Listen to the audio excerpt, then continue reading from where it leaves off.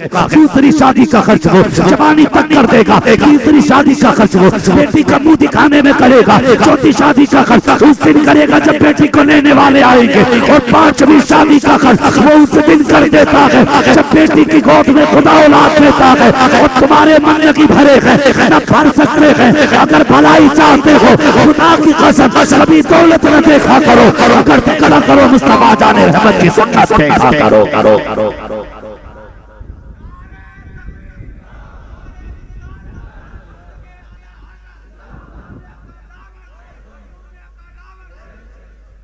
हया नहीं चाहिए हमें। मुहर्रम शरीफ का महीना चल रहा है, 10 दिन लोगों ने लंगर किया, मुबारक हो। मैं सलाम करता हूँ लंगर करने वालों, और मैं ही नहीं यकीनन जन्नतुल बकी से भी सलाम, नजफ अशरफ से भी सलाम आता होगा, करबला से भी सलाम आता होगा कि लोगों ने हमारा पानी बंद किया था, हमारे लोग पानी पिला के हमारा तरीका दिखा। मगर 10 दिन लंगर, एक बेटी का फोन आया, मेरे भाई ने 10 दिन लंगर किया, बहन को किसी ईद पे तक नहीं पूछा। तेरे दरवाजे पे जमाना खा के जाता रहे और सगे भाई बहन तेरे दरवाजे पे ना आए। हुसैन तेरे मुंह पे लंगर मार के कहेंगे जा, ये लंगर भी अपने पास रख। क्या तेरी बहन मेरी बहन पे करा थी? मेरी भी तो बहन। जब मैंने अपनी बहन को नहीं छोड़ा तो तूने अपनी बहन को पूछेंगे नहीं? हुसैन बंदा 10 दिन लंगर करता है लेकिन अपनों की कोई फिक्र नहीं। ख्याल किया करो, हया किया करो। अगर ये उलमा बात बताएं तो कहते नहीं ये मौलवियों की पुरानी सोच है। और मैं कहता हूँ यार कपड़े नए बना लो, मकान नए बना लो, गाड़ियां नई ले लो, मगर सोच 1400 साल पुरानी ही रखा। इल्म 1400 साल पुराना, अकीदा 1400 साल पुराना ही रखना। जिसके पास 1400 साल पुराना अकीदा के वही जन्नती है, वही जन्नत। इसलिए खुदा क्या बदलो तरीका, रिश्ता होता क्या मिलेगा? कहते जी जो कहोगे वो दिलवा दिया जाएगा।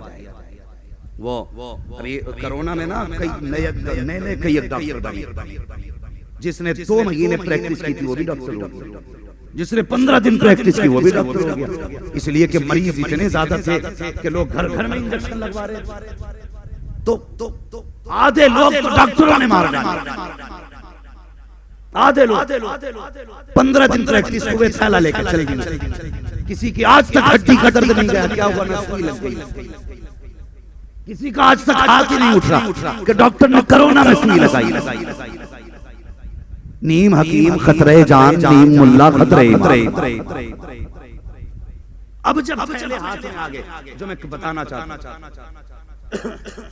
प्रैक्टिस कितने दिन की थी? 15 दिन। अब्बा ने कहा मेरा बेटा डॉक्टर हो गया, और डॉक्टर को ये लगा कि मैं भी डॉक्टर हो गया। फिर रिश्ते तलाश किए गए, ऐसी लड़की से निकाह करेंगे जहां से 10 लाख कैश मिलेगा, जहां से 15 लाख कैश मिलेगा। अल्लाह अल्लाह, फिर ये रिश्ते ढूंढे गए। और मैं लड़कियों वालों को भी इसका जिम्मेदार मानता हूँ।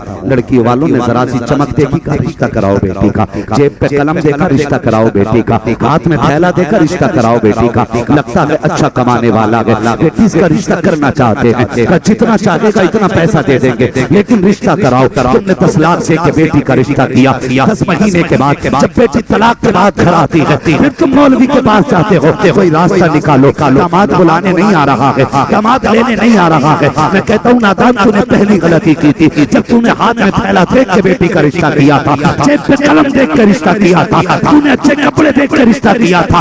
ये तेरी पहली गलती थी। अगर तुझे तलाश करना था, जेब पे कलम तलाश न करता, बल्कि दिल के अंदर इसके मुस्तफा तलाश कर लेता, अच्छे कपड़े तलाश न करता, लिबास मुस्तफा वाला देख लेता, सर पे टोपा बड़ा न होता, बल्कि चेहरे पे मुस्तफा की सुन्नत देख लेता। खुदा की कसम, जो खुदा के साथ वफादार रहेगा वो तेरी बेटी के साथ कभी गद्दारी कर नहीं देगा। ऐसा दामाद लाओ जो खुदा से जो खुदा से नहीं डरेगा वो ससुर से खान डरेगा। छोड़ दी बेटी, खुदा के वास्ते कभी किसी की बेटी को तलाक न दे। तुम नहीं जानते जब किसी की बेटी तलाक के बाद घर आती है तो बाप के जिगर पे क्या गुजरती है। 10 जनाजे उठाना आसान है, एक तलाकशुदा बीवी को घर के अंदर देखना आसान है। जरा सी बात हो गई, दे तलाक ले तलाक दे तलाक ले तलाक। मैंने कुछ साल दारुल इफ्ता में गुजारे, मैंने देखा 80% सवाल तलाक के ताल्लुक से आते हैं। बरेली शरीफ 80% और उसमें 15% इमाम के ताल्लुक, बचे 5 तो वो शबा कह रहा उस इमाम के पीछे नमाज हो जाएगी। उसका अंगूठा हिल गया, उसकी उंगली हिल गई, उसका कान हिल गया, उसका नाक हिल गई, इमाम साहब ने मेरे घर फातिहा नहीं पढ़ी, मेरी नमाज उनके पीछे हो जाएगी। शर्म करो, मौलवी या इमाम किसी के बाप का नौकर नहीं, अगर ये नौकर है तो मदीने वाले मुस्तफा के नौकर। ये ज़हन में बात याद रखना, इनकी जिम्मेदारी हुजूर की बातें उम्मत तक पहुंचाना। वो बंदा इन्हीं पे लगा पड़ा। 80% सवाल तलाक। खुदा के वास्ते किसी की बेटी को तलाक न देना, किसी की बेटी को। जब बेटियां तलाक के बाद घर आती हैं ना तो बाप के लिए ऐसा होता जैसे आसमान फट गया, पैरों के नीचे की जमीन निकल गई। लेकिन बाप बाप होता है, वो मरते मरते भी बेटी को कभी दरवाजे से धक्का नहीं देता, कभी नहीं। वो एक बेटी का आर्टिकल नहीं पढ़ा। जब बेटी को तलाक हुई 3 बच्चों के साथ किसके दरवाजे जाते? अपने बाप के दरवाजे आ गए, बाप के दरवाजे। बाप ने बेटी को इस्तेमाल किया। गरीब थे, लेकिन बाप ने कहा बेटी मैं मजदूरी छोड़ चुका था, लेकिन अब तू आ गई है तो मैं फिर तेरे लिए मजदूरी करूंगा। ये बाप होता है, फिर तेरे लिए मजदूरी करूंगा। मजदूरी करने लगा, बच्चों को पालने लगा, बेटी को और बेटी के बच्चों को पालने लगा। अल्लाह अकबर। जब मजदूरी में जाके खड़ा हुआ, लोगों ने कहा ये उम्र की मजदूरी की है।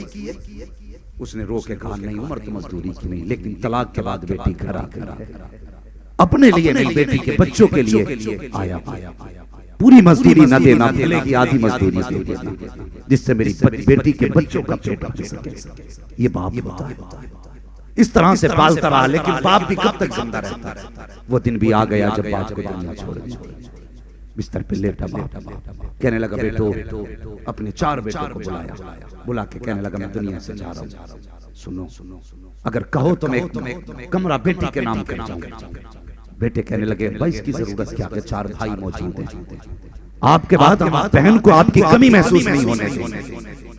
जानते हो बाप के जनाजों पर ये बात बेटों ने, लेकिन बाप का जनाजा उठते ही फिर क्या था, 2-4 दिन बेटी को इज्जत से रखा। फिर उसके बाद भाई कहने लगे बहन कहीं और किराए पे चली जा, तेरी वजह से घर में सुकून नहीं रहता। उसने कहा मैं कहाँ जाऊं, ये मेरे बाप का घर है, इसमें मेरा हक है, मैं रहूंगी। तो जब उसने इनकार किया तो 4 भाइयों ने धक्का दे के घर से निकाल के दरवाजा बंद कर दिया। कोई समझ सकता है उस बेटी के दर्द को? कोई महसूस कर सकता है उस तलाकशुदा बेटी के दर्द को, जिसको सगे भाइयों ने दरवाजे के बाहर निकाल दिया? जाती कहाँ जाती यार, बच्चों की उंगली पकड़ के बाप की कब्र पर जाके उसने कहा बाबा जिन बेटों ने वादे किए थे कि बेटी को तेरी कमी महसूस नहीं होने देंगे, आज उन्हीं ने घर से निकाल दिया। और जब बेटियों की जिंदगी में इस तरह के दिन आते हैं तो खुदा की कसम फिर अल्लाह का अर्श हिलने, और जब अल्लाह का अर्श हिलता है तो न पीर का तावीज़ काम आता है, न पीर की दुआएं काम आती हैं। जब अल्लाह का अर्श हिलने पे आता है तो फिर बचाने वाला नसीब नहीं होता है। अगर तुम्हारी वजह से किसी की बेटी की आंख में आंसू आ गए, कसम खुदा की खा के कहता हूँ न गरीब नवाज बचा पाएंगे न गौसुल आज़म बचा पाएंगे। अगर तुम्हारी वजह से किसी की बेटी का दिल टूट गया तो उस दिन से डरना जिस दिन मर के कब्र में आओगे। तेरी वजह से आज गरीब रोया है, कल कब्र में गिरा के अल्लाह इतना रुलाएगा रोते रोते आंसू कम पड़ जाएंगे, कोई दर्द बांटने वाला नहीं। इसलिए मेरी गुजारिश तेरी वजह से किसी की बेटी न रोने पाए, किसी की बेटी को दर्द न देना। कुछ दिन पहले एक बेटी को देखा 3 महीने की बच्ची लेकर, कहते हैं हदीस सुनाओ हदीस, कुरान सुनाओ कुरान, ये तबागियां जो फैल रही हैं इन्हें कौन सुने? ऐसी हदीस सुना तो पूरा मजमा जन्नत में चला जाए, जन्नत मौलवी के बाप की नहीं बांट के चला जाए, जन्नत हसनैन के नाना की है, जन्नत उसे मिलेगी जिसे मुस्तफा अता करे। कम से कम मुंह ऐसा बना लो जो हुजूर को दिखा सके। तकलीफ होती मेरी तकरीर तबे यार को बेचैन करती है। सबब क्या है वही कहता हूं जो दिल पर गुजरती है। जलसों का शुमार नहीं, रोज के सैकड़ों खून तारीफों के लिए आते, रोज के अगर मेरे पास 100 खून आ रहे हैं, इतने उलमा फिर कितने जलसे होंगे? जलसों की कोई कमी बोलो? नहीं उलमा की कमी, तकरीरें हो रही है बराबर, लेकिन हमारी कौम है कि जहां है वहीं आगे बढ़ाना क्यों नहीं चाहते? जिस कौम में रोज हजारों जलसे हो और उस कौम की बेटी 3 महीने को बच्ची को लेकर के अगर कोर्ट कचहरी के चक्कर काटे तो ऐसी कौम को डूब के मर जाना चाहिए। 3 महीने की बेटी सीने से लगाए घूम रही थी। मीडिया वालों ने कहा क्या बात है? कहा मेरे ससुराल वालों ने इसलिए निकाल दिया कि मेरी गोद में पहली बेटी आई। 3 महीने की बेटी, और यार जब उसने बच्ची का चेहरा दिखाया मेरी आंख में आंसू आ गए। कसूर क्या है बेटी का इसका जिससे बचपन में बाप कहने का हक छीना जा रहा? क्या खता है इस बेटी की जिससे 3 महीने की उम्र में कपड़े पहनने का हक छीना जा रहा? क्या गलती है इस बेटी की जिससे 3 महीने में बाप कते छीन ली गई? क्या इस बच्ची को बाप कहने का हक नहीं? क्या इस बेटी को बाप कह के आवाज देने का हक नहीं? क्या ये बेटी बाप के सीने से लगने की हकदार नहीं? अगर है तो फिर इस बेटी को क्यों निकाला गया? 3 महीने की बेटी को किस चीज की सजा दी जा रही है? उसने कहा मैं 3 महीने से चक्कर लगा रही हूँ थानों का, कोई सुनने वाला नहीं है। हम जानते हैं ये पुलिस भी उनके तलवे चाटती है, जिनकी जेब में पैसा होता है ये उन्हीं के दरवाजों पे सलामी देती है, जो इनके पेट भरते हैं। और याद रखो अवाम हो या पुलिस वाले, आम हो या खास हो, मरना सबको है। एक लम्हे का हिसाब देना पड़ेगा। जब अपने काम बेहतर करो वरना कसम खुदा की मर के ठिकाना नसीब नहीं हो सकता। आज मेरे हुजूर दुनिया में आए, सबसे पहले बेटियों की इज्जत बोलो बचाई के नहीं? सबसे पहले और सबसे ज्यादा जोर हुजूर ने बेटी की हिफाजत दिया के जिस दौर में बेटियों को मारा जा रहा था, जिंदा कत्ल किया जा रहा था, मेरे हुजूर ने ऐसे दौर में हजरत फातिमा को सीने से लगा के कहा था लोगों मेरी बेटी मेरे जिगर का टुकड़ा, मेरी बेटी आप भी कहने ताकि हुजूर की सुन्नत अदा हो जाए, मेरी बेटी मेरे जिगर का टुकड़ा। उस दौर में हुजूर ने बेटी को जिगर से लगा के कहा ये मेरे जिगर का टुकड़ा। ओ लोगो जिस जुल्म को हुजूर ने 1400 साल पहले रोका था वो आज भी, फिर कैसे कौन सी तरक्की की? बेटियां बोझ हो गई। खुदा की कसम बेटियां बोझ नहीं होती, बेटियां खुदा की रहमत है। मुझे नहीं पता किसके पीर ने क्या वजीफा दिया, मैंने कभी नहीं कहा अपने पीर ताजुल शरिया से कि बरकत का वजीफा दे, कभी नहीं मांगा, इसलिए कि बरकत का वजीफा मुस्तफा ने अता कर दिया। फरमाया जिस घर में बेटियां होती हैं उस घर में खुदा की रहमतें उतरा और फरमाया गया उलमा ये हमारे बुजुर्गों ने दी। ऐसे इल्म फज़ल वाले लोग बताते हैं घर में अगर बेरोजगारी आ जाए, फाके होने लगे, फरमाया अल्लाह ने बेटी या बहन दी है, कहते हैं कि मुसल्ले के आगे बेटी या बहन को बैठा, उसके बाद हाथ उठा के कहे या अल्लाह इस बेटी के सदके में बरकत अता फरमा। उलमा फरमाते हैं हाथ नीचे बाद में आते हैं, खुदा की रहमतें पहले उतार ये ज़ात है बेटी की। अल्लाह अकबर, बेटी बेटी होती है। खुदा की कसम बेटियों का कोई जवाब नहीं मिल सकता, कोई जवाब बेटियों का नहीं मिल सकता। कभी कभी बेटियां वो कर जाती जो बेटे नहीं कर पाते, जो बेटे नहीं कर पाते। और रिश्ता ये अजीब होता है। अभी तक वो दिमाग से मेरे 3 लाख वाली बात नहीं निकली। उसने कहा मैंने बेटी पे 3 लाख खर्च कर दिए। लोग बेटों को इसलिए पालते हैं कि इसके बदले में पैसा मिलेगा, दौलत शोहरत मिलेगी। ना, खुदा के बदले कभी कभी अगर दौलत मांगनी है तो खुदा से मांगो, पैसा मांगना है तो खुदा से मांगो। इनसे क्या मांगना जो खुद भिखारी है। अगर मांगना है तो उससे मांगो जो देने पे आए तो दरिया बहा दे। मेरे करीम से अगर कतरा किसी ने मांगा, दरिया बहा दिए हैं, पूरे बहा दिए हैं। जब आ गई है जोशे रहमत में उनकी आंखें चलते बुझा दिए हैं, रोते हंसे। मांगना है तो फिर उस करीम से जिसका अपना देने का आलम यह है कौन देता है। सुभान अल्लाह, मजा आ गया। कौन देता है देने को, देने वाला है सच्चा हमारा। उससे मांगो ना, इनसे क्या मांग रहे हो जो खुद ज़कात इसके बाप ने बेड नहीं खरीदा 25 साल। क्यों कि लड़की लेके आई। वॉशिंग मशीन नहीं खरीदी, बहू लेके आई। कुर्सी नहीं खरीदी, बहू लेके आए। डिनर सेट नहीं खरीदा, बहू लेके आए।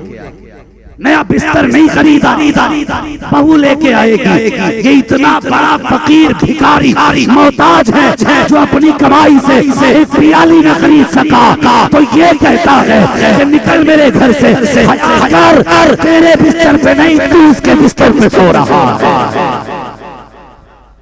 सोचा कभी निकल मेरे घर से, तू उसके बिस्तर पे है, वो तेरे बिस्तर पे नहीं। उसके बाप ने 12 लाख का बेड दिया है जिस पे वो सो रही।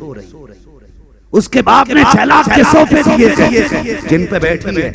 और जिस दिन से आई है तेरे बाप की एक प्लेट में उसने नहीं खाया जितने बर्तनों में खा रखी है अपने बाप के दिए बर्तनों में। और जहेज लेके औकात ये कि घर में जगह कई लोगों ने 4 व्हीलर गाड़ियां मांग के 15 दिन बाद बेचनी पड़ गई। का क्यों बेची? एवरेज सही नहीं, एवरेज नहीं, तेरी औकात नहीं थी मांगने की। हाँ, मैं खुल के कहता हूँ हुजूर की उम्मत को तड़पाने वालों, अगर किसी की वजह से, अमीर की वजह से किसी गरीब बाप की बेटी का एक बाल भी सफेद हो गया, उस सफेद बाल का हिसाब देना मुश्किल पड़ जाएगा। अगर तुम्हारे मांग और डिमांड की वजह से कोई गरीब बेटी बाप की दहलीज पे फांसी लगा के मर गई तो कयामत में बचना मुश्किल हो जाएगा। अगर तुम्हारी वजह से किसी बाप ने ट्रेन के आगे कूद के अपने आप को, बच्चों को तबाह कर दिया तो कयामत में बचना मुश्किल पड़ जाएगा। कुरान तो कहता है अगर जन्नत में जाना चाहते हो तो सुनो, गरीब बाप की बेटियों को अपने घर की जीनत बना लो। जब गरीब की बेटी घर में सुकून से मुस्कुराएगी, इधर बेटी मुस्कुराएगी, उधर खुदा की रहमतें मुस्कुराना शुरू हो जाएगी।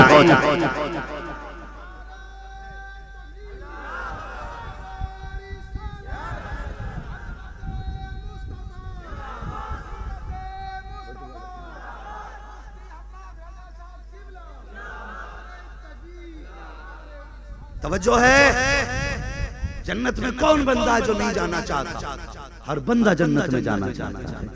और मेरे हुजूर ने फरमाया जो किसी का टूटा दिल जोड़ देगा खुदा उसे बेहिसाब जन्नत अता फरमा देगा। सोच रहे हैं आपने? समझे इस बात को। एक बात और बता दूं, बस ये समाज में सबसे बड़ी बीमारी जो है, मैं इस वजह से इस पे गुफ्तगू कर रहा हूँ, इसलिए कि ये इतना बड़ा जलसा, इतना बड़ा पंडाल, रात भर नारे लगाओ, रात भर खूब हमने आवाजें लगाई, नारे लगाए, गले बैठ गए। सुबह किसी ने पूछा क्या हुआ जलसे में, तो बड़ा मजा आया था। दिलबर भाई ने एक शेर 6 बार पढ़ा था, मौज आ गई। मौलवी आया तो माइक फेंक के चला गया, कुर्सी तोड़ के चला गया। कमाल ये नहीं है ना, कुर्सी तोड़ना कमाल है ना, माइक फेंकना कमाल है। कमाल ये है जब सुबह को कोई पूछे यार क्या तब्दीली आई है, कहना रात गए थे तो गाने सुन रहे थे, जब से लौट के आए हैं नबी की नात के तराने सुने। कोई पूछे यार क्या बदलाव आया, कहना कल तक मैं बेटी की इज्जत नहीं करता था, रात से जब से पलटा हूँ बेटी को बार बार चूम रहा, बेटी को बार बार चूम रहा हूं, क्या तब्दीली आई, कम से कम इतने बदल जाना। लोग पूछे क्या बदलाव आया, कहना अब तक बहन से नाराज था, जैसे सूरज निकला है सुबह बहन के दरवाजे पे सलाम करने जाए। कम से कम इतना बदलाव तो आना चाहिए। एक बार और बता दूं, शायद एक बात बता दूं, शायद तुम्हें हर खतीब बता के ना जा पाए, इसलिए कि कड़वी बातें सब नहीं बताते हैं। मामला कई चीजों का, कहीं नजराना ना कट जाए, कहीं लेकिन अपना उसूल क्या, पाए मोरा लंग ने इस मुल्क के खुदा बुलाओ मत बुलाओ, बात सच्ची कह के तुम्हारी मर्जी है। अल्लाह का दस्तरखान बहुत वसी है। बस सुने, कयामत के दिन सारे हिसाब तुम्हें खुद से देने पड़ेंगे, लेकिन जानते हो जब मियाँ बीवी के हुकूक का मामला आएगा ना, तो तेरे अमल की गवाही तेरी बीवी से दिलवाई जाएगी। ये याद रख, बीवी से दिलवाई जाएगी। वहां हुजूर भी होंगे, फातिमा ज़हरा भी होंगी, मौला अली भी होंगे, तेरे मेरे पीर भी खड़े होंगे। उसी जमात में अल्लाह वाले वहां अल्लाह पूछेगा, बता जो 3 बार कबूल कबूल कह के तुझे लेके आया था, इसने तेरे साथ कैसा बर्ताव किया, इसने कैसा बर्ताव किया, ये कहीं तुझ पे ज्यादती तो नहीं करता था, तुझे सताता तो नहीं था, तुझे पैर की जूती तो नहीं समझता था। अगर उसने एक बार ये कह दिया कि मालिक मैं इससे राजी हूं, तो समझ लेना बेड़ा पार हो गया। और अगर उसने दिखाया ना, मालिक ये देख मेरी गर्दन पे आज तक गरम चिमटे का निशान, जरा सा नमक तेज हो गया था, इसने गरम चिमटा मेरी गर्दन पे मारा था। अगर उसने कमर दिखा दी, देख मालिक मेरी कमर पे लकड़ी का निशान है, रोटी देने में देर हो गई थी, इसने हाथ उठा दिया था। अगर उसने इतना कह दिया, मालिक ये देख मेरे तमामों पे चेहरे पर तमाचे के निशान हैं, जरा सी देर हो गई थी इसकी आवाज को उठने में, इसने तमाचा लगाया था। अल्लाह फरमाएगा सुन, फरिश्तों इसकी नमाजों की गठरी इसके सर पे रख दो, रोजों की गठरी इस पे रख दो, हज की गठरी इसके सर पे रख दो, और तब तक इसको दोज़ख में डालो जब तक इसकी बीवी का हक अदा नहीं हो जाता। अगर जन्नत में जाना चाहते हो तो सुनो, दुनिया का भी हक देना पड़ेगा, बीवी का भी हक अदा करके जाके खुदा की कसम मेरे हुजूर ने दीन दिया तो दीन बेमिसाल, और तरीका दिया है तो तरीका बेमिसाल।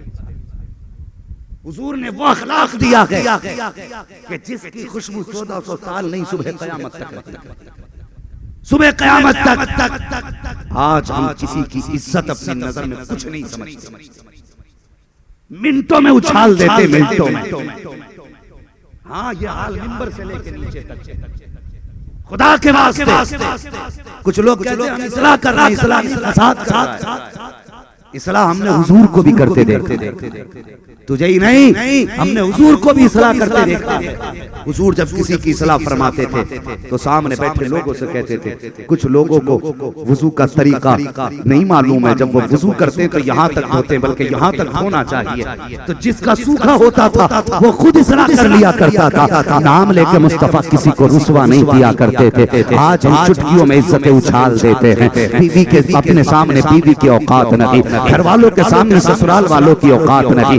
खुदा के वास्ते कभी ये ना किया करो। अखलाक देखो मेरे मुस्तफा का अखलाक, कौन सा अखलाक पैगंबर ने उम्मत को दिया है। अल्लाह अकबर। एक दिन हज़रत आयशा सिद्दीक़ा उम्मुल मोमिनीन फरमाती है कि हुजूर घर के अंदर लेटे थे, मैं बाहर किसी काम में मसरूफ थी, अचानक दरवाजा बजा। तवज्जो है, सुन रहे हैं ना? कहते हैं जरा या रसूल अल्लाह, दरवाजा बज गया, खटखटाया दरवाजा किसी ने। फरमाती मैंने दरवाजा खोला, एक बूढ़ी औरत जिसके बाल सफेद थे, यूं कमर पे हाथ रखा और एक हाथ आंखों पे रख के कहती, खदीजा तेरा घरवाला नजर नहीं आ रहा, आयशा तेरा घरवाला नजर नहीं आ रहा।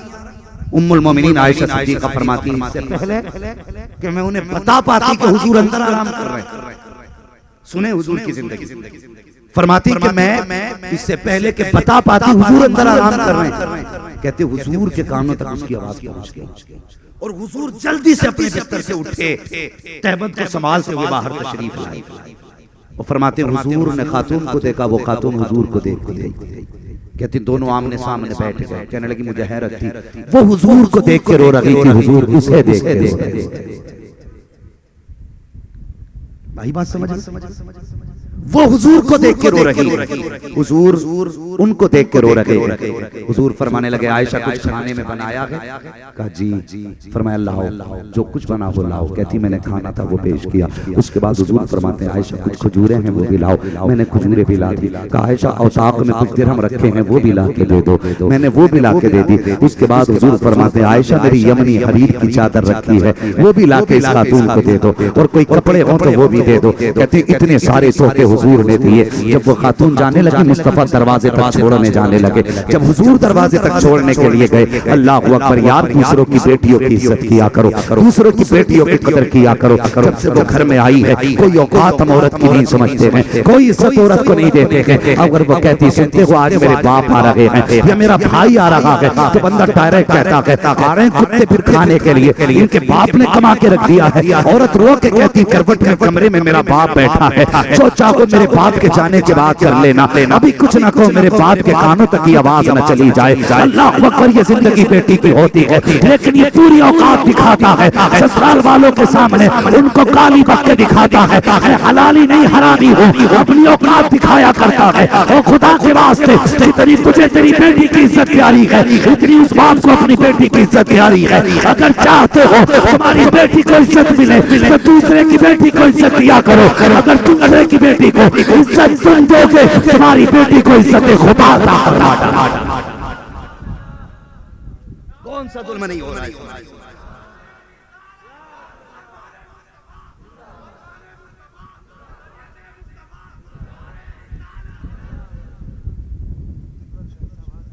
तवज्जो है ना आपकी? थके तो नहीं है अभी? बातें कड़वी हो रही है, यकीन किसी को बुरी लग रही हो, मगर याद रखना दवा जितनी ज्यादा कड़वी होती है फायदा उतना ज्यादा होता है। बस ये है उस दवा को निगलने वाला होना चाहिए, जो उगल देगा फिर फायदा है। कभी दवा छोड़ने से फायदा करती है, खाने से करेगी ना तो फिर हजम करें। बुरा तो नहीं लग रहा है, अगर लग भी रहा है तो क्या कर लोगे, सुबह मेरी ट्रेन है।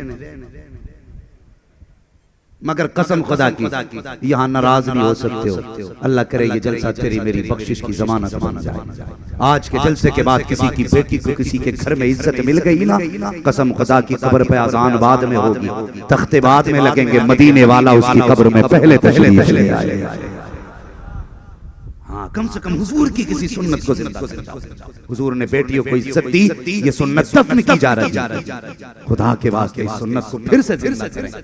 जैसे हुजूर ने कहा था मेरी बेटी मेरे जिगर का टुकड़ा है, वजीफा बना ले। हर दिन हर मुसलमान बेटी को सीने से लगा के कहेगा मेरी बेटी मेरे जिगर का टुकड़ा है।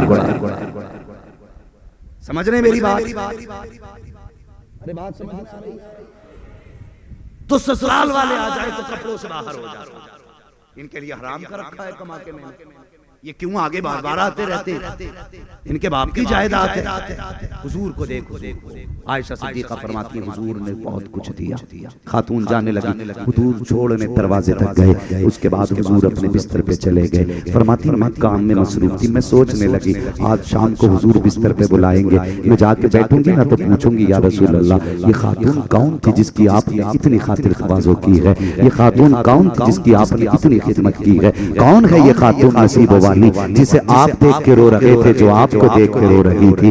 अल्लाह अकबर। आयशा सिद्दीका कहती है मैं ये सोच रही थी कि अंदर से हुजूर की हिचकियों की आवाज आई, का हुजूर के रोने की आवाज मेरे कानों तक आई। कहती मैं बर्दाश्त न कर सकी, मैंने छलांग लगाई, हुजूर के बिस्तर पे जाके बैठी। मैंने हुजूर के देखा जाकर के, हुजूर करवट से लेटे हैं, दोनों कलाइयां हुजूर के चेहरे पे हैं। मैंने अपने हाथ से हुजूर की दोनों कलाइयां नूरानी थामी। कहती जैसे हटाया मैं क्या देखती, हुजूर का पूरा चेहरा आंसुओं से तर है। जिस तकिए पे हुजूर का सर रखा हुआ है वो तकिया भी आंसुओं से तर है। मैंने कहा आपके कदमों पे कुर्बान जाए आयशा, बताएं तो सही हुजूर क्यों रो रहे हैं। अब मैंने इतना कहा हुजूर मेरे बाजू का सहारा लेकर उठ के बैठ जाते हैं। जैसे हुजूर उठ के बैठे हैं फरमाते हैं आयशा तुम भी पूछना चाहती थी कि मेरा इस औरत से रिश्ता क्या है, इस खातून से मेरा ताल्लुक क्या है। अल्लाह अकबर।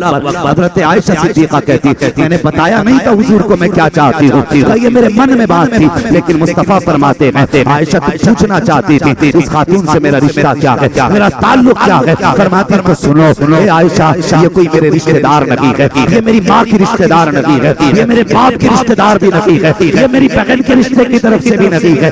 फिर कौन है? कहते हैं आका इरशाद फरमाते हैं ए आयशा ये कोई और नहीं बल्कि मेरी खदीजतुल कुबरा की सहेली है। जब ये आया करती थी तो खदीजा उतना ही दिया करती थी जितना आज मैंने दे दिया है, जितना आज मैंने दिया है। जो खदीजा करती थी आज मैंने कर दिया है। मुस्तफा फरमाते हैं ए आयशा मैंने इसको इसलिए इतना दिया है कि जब इसका दामन भरे इसका दिल खुश हो जाए और जब ये खुश होगी खदीजा की रूह कमर में ठंडी हो जाए। ये रिश्ते हुजूर ने निभाए। ये रिश्ते क्या हम निभाते हैं? ये रिश्ते हमें वो मसला बताओ कि औरत अगर मर्द के जख्म को चाटे तब भी उसका हक अदा नहीं करता। एक तरफ ही सुनोगे या दोनों तरफ की सुनोगे? अगर तेरे से ये है कि तू उसका ख्याल रखे तो फिर उसकी जिम्मेदारी ये है कि वो तेरा ख्याल रखे। हुजूर से बड़ा कायनात में कोई नहीं है। कोई अगर कायनात में कोई इंसान कामिल है तो मेरे हुजूर की जिसकी मुकम्मल जिंदगी सबक है, जिसकी जिंदगी में कोई नुक्स नजर तो क्या ख्याल इतनी पाकीज़ा जिंदगी जो गुजार के ज़ाहिरन गया वो मेरे हुजूर।